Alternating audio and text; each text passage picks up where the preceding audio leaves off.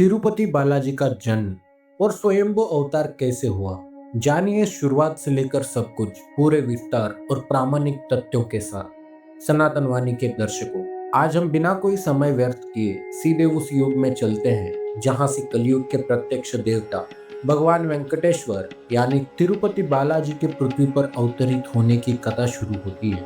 यह कहानी केवल एक चमत्कार नहीं है, बल्कि कई युगों के कर्मों, वरदानों और भगवान के अपने भक्तों के प्रति अटूट प्रेम का परिणाम है। इस कथा की शुरुआत पृथ्वी पर नहीं, बल्कि देवलोक में एक विशाल यज्ञ से होती है। ऋषियों के बीच यह प्रश्न उठा कि त्रिदेवों यानी ब्रह्मा, विष्णु और महेश में से कौन सबसे अधिक शांत और सात्विक है, जिसे इस महायज्ञ का पहला फल अर्पित किया जाए। इस परीक्षण का कार्य महर्षि भृगु को सौंपा गया।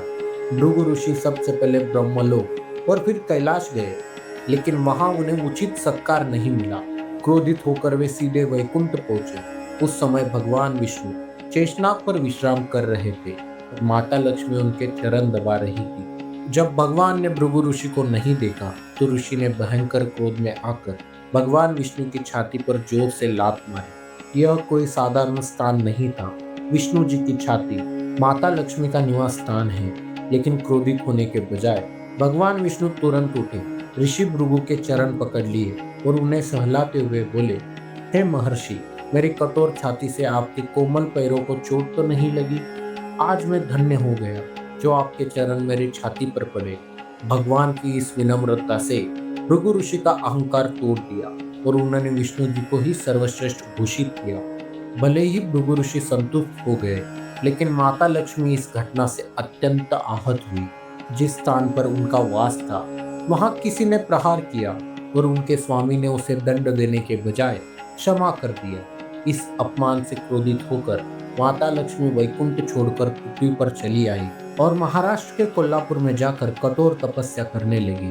अपनी अर्धांगनी के बिना वैकुंठ भगवान विष्णु के लिए सूना हो गया।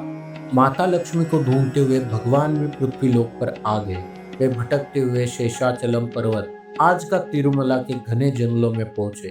थके हुए और उदास भगवान विष्णु ने वहां स्वामी पुष्करनी सरोवर के किनारे एक विशाल बांबी के अंदर जाकर गहरी समाधि ले ली। जब भगवान अन्न जल त्याग कर बांबी में समाधिस्थ थे, तब उनका शरीर कमजोर होने लगा। यह देखकर ब्रह्मा जी और शिव जी ने क्रमशः एक गाय और एक बछड़े का रूप धारण। उस समय वह क्षेत्र एक चोल राजा के अधीन था। यह दिव्य गाय उस राजा की गौशाला में शामिल हो गई। हर दिन ये गाय वैकुंठ पहाड़ी पर जाती और छुपकर उस बांबी के ऊपर अपना सारा दूध गिरा देती, जिससे भगवान विष्णु को पोषण मिलता। जब रानी ने देखा कि यह गाय दूध नहीं दे रही, तो उसने ग्वाले को फटकार लगाई। सच्चाई जानने के लिए अगले दिन ग्वाले ने छुपकर गाय का पीछा किया। जब उसने गाय को एक बांबी पर दूध बहाते देखा, तो क्रोध में आकर उसने एक कुल्हाड़ी से गाय के सिर पर वार कर दिया। तभी अपने भक्त ब्रह्मा रूपी गाय को बचाने के लिए भगवान विष्णु बांबी से बाहर आ गए और वह कुल्हाड़ी सीधे भगवान के सिर पर लगी, जिससे रक्त की धारा बहने लगी। यह देखकर ग्वाला वही सदमे में मर गया। जब चोल राजा वहां पहुंचा तो भगवान ने उसे पिशाच होने का श्राप दिया।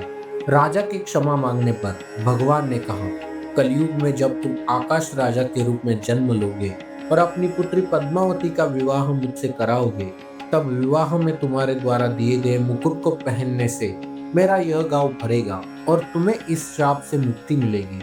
भगवान का यह विवाह केवल एक घटना नहीं थी, बल्कि पिछले युग के दो बड़े वरदानों का फल था।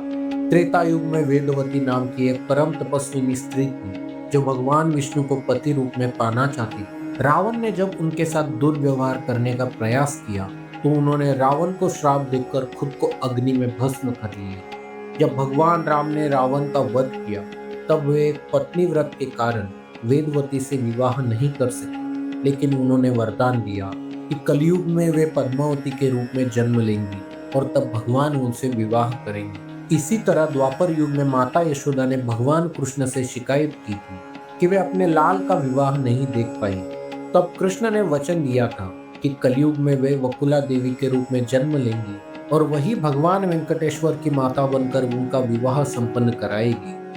कलयुग में चोल राजा ने आकाश राजा के रूप में जन्म लिया। एक दिन यज्ञ के लिए भूमि जोतते समय उन्हें एक तालाब में सोने के कमल के अंदर एक अत्यंत सुंदर कन्या मिली जिसका नाम उन्होंने पद्मावती रखा। उधर माता यशोदा भी वकुला देवी के रूप में आ चुकी थी और श्रीनिवास यानी भगवान विष्णु उनके आश्रम में एक साधारण वनवासी के रूप में रह रहे थे। एक दिन शिकार के दौरान श्रीनिवास और पद्मावती का आमना सामना हुआ और दोनों ने एक दूसरे को पहचान लिया। वकुला देवी ने आकाश राजा के दरबार में जाकर विवाह का प्रस्ताव रखा जिसे सहर्ष स्वीकार कर लिया गया। लेकिन आकाश राजा बहुत बड़े सम्राट थे और श्रीनिवास के पास कोई धन नहीं था। राजसी विवाह के लिए भगवान ने धन के देवता कुबेर से एक बहुत बड़ा कर्ज लिया। पुराणों के अनुसार यह ऋण 14 लाख राम मुद्रा सोने के सिक्कों का था। इस कर्ज के लिए बाकायदा एक वचन पत्र लिखा गया। वैशाख मास के शुक्ल पक्ष की सप्तमी तिथि को लिखे गए इस पत्र को भगवान श्रीनिवास ने स्वयं लिखा था और ब्रह्मा जी और शिव जी ने गवाह के रूप में हस्ताक्षर किए। शर्त ये थी कि इस कर्ज को भगवान 1000 देव वर्षों अर्थात कलयुग के अंत तक में ब्याज सहित चुकाएंगे। कुबेर के धन से एक अत्यंत भव्य विवाह संपन्न हुआ। श्रीनिवास और पद्मावती तिरुमला की पहाड़ियों पर आनंद से रहने लगे। लेकिन नारद मुनि ने यह खबर कोल्हापुर में तपस्या कर रही माता लक्ष्मी को दी दी। क्रोधित माता लक्ष्मी सीधे तिरुमला पहुंची। वहां लक्ष्मी जी और पद्मावती जी के बीच विवाद होने लगा। अपने दो स्वरूपों के बीच तनाव को शांत करने के लिए और कलयुग में मानव जाति के कल्याण का अपना वचन पूरा करने के लिए भगवान श्रीनिवास वहीं पीछे की ओर खिसके और एक भव्य स्वयंभू काले पत्थर की मूर्ति में परिवर्तित हो गए।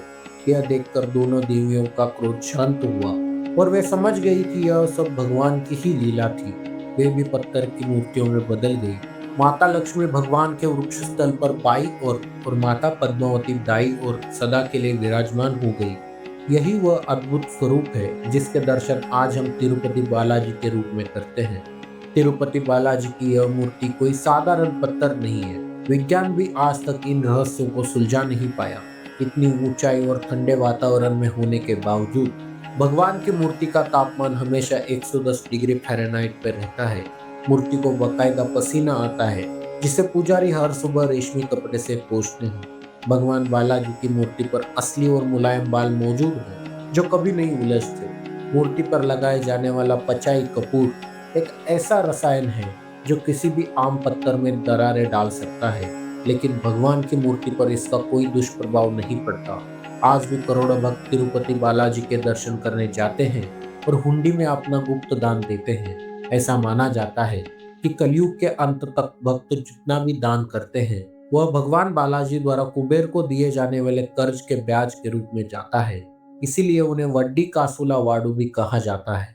सनातन वाणी के दोस्तों, तिरुपति बालाजी का यह मंदिर सिर्फ एक तीर्थ नहीं बल्कि भगवान के अपने भक्तों के प्रति प्रेम और कलयुग में उनके प्रत्यक्ष प्रमाण का साक्षात प्रतीक है। अगर आपको ये प्रामाणिक जानकारी और वीडियो पसंद आया हो तो सनातन वाणी को सब्सक्राइब करें, वीडियो को लाइक करें और कमेंट में ओम नमो वेंकटेशाय जरूर लिखें। मिलते हैं अगले वीडियो में एक और नए रहस्य के साथ। जय श्री महाविष्णु।